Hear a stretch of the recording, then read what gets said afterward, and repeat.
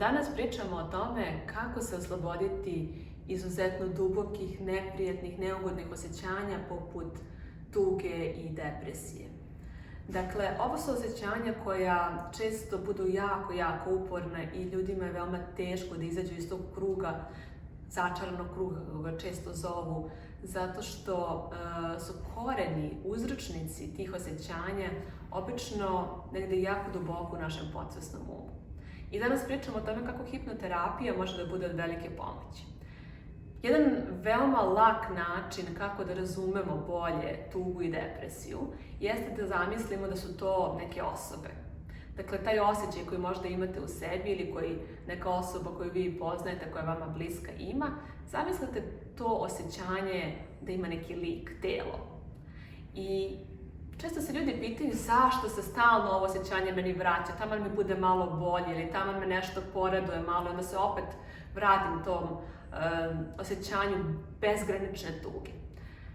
Razlog je u tome što ta osoba koju ste sada zamislili, koja predstavlja vašu tugu, ima neku poruku za vas. I kao i svaka uporna osoba, ta tuga neće da ode dok svoju poruku ne isporuči. Sad, kako se isporučuje poruka? Poruka nije dovoljno samo da dođe do vas. Potrebno je da vi tu poruku primite, da je razumete, da je prihvatite i da napravite tu promenu u vama koju poruka nosi. Sve dok vi ne prihvatite i ne razumete tu poruku, velika je šansa da će to osjećanje dalje ostati sa vama. To je u stvari slučaj gotovo sa svim neprijatnim osjećanjima, sa mnogim bolestima i tako dalje. Nose neku poruku za nas. Tu su da nam svedoče o nekom kontrastu, o nekoj ideji šta možemo da uradimo drugačije, da bi se naš život ponovo uskladio sa onim ko smo zaista, šta smo zaista na nivou duše.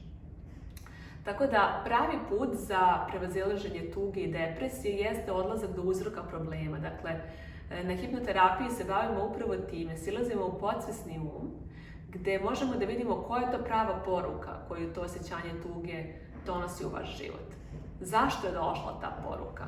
Ta osjećanja uvijek dolaze sa nekim razlogom, u nekom trenutku su vam služila. Možda je taj razlog sada nestao, možda više niste u toj situaciji, ali program to ne zna. Moramo da siđemo na nivo programa, da ga promenimo i tek onda stvaramo uslove za oslobađanje tog negativnog naboja koji je postojao u vama. Javite se, možete da zakažete i besplatnu konsultaciju, da popričamo o tome kakva je vaša situacija i da napravimo plan za prevazilaženje tuge ili depresije.